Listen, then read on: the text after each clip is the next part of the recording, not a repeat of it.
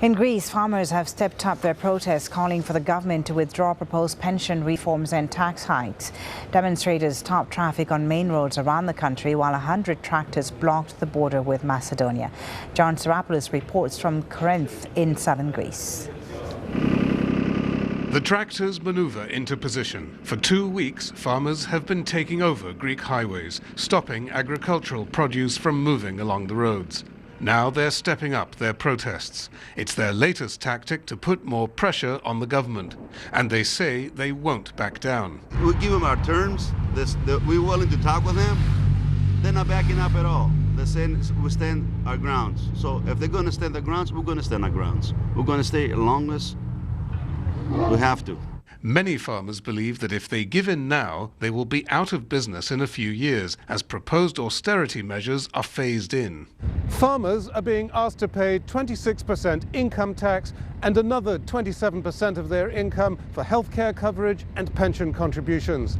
These and a slew of other crisis-era taxes would deprive them of roughly 60% of their income. That is about 3 times what they faced just 2 years ago. Farming is high cost and high risk. Many of these farmers are only ever one bad crop away from bankruptcy. New taxes would mean they wouldn't have enough capital to invest in another year's harvest. Among the protesters is Dimitris Pieroutsakos. He and his wife quit their city jobs just before the Greek debt crisis and invested all their savings in 2.5 hectares of organic olive and citrus trees.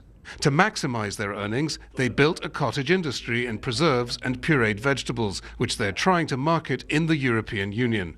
They've invested more than $300,000, but now they've lost hope in the EU. I think austerity is now a reason for Greece to consider leaving the European Union. No matter how hard we fight, the numbers don't add up.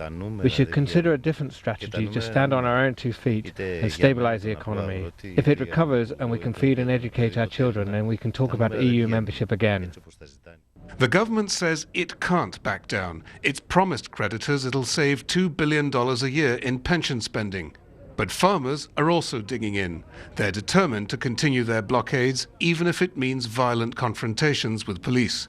For now, though, it's a war of nerves. John Saropoulos, Al Jazeera, Corinth in southern Greece.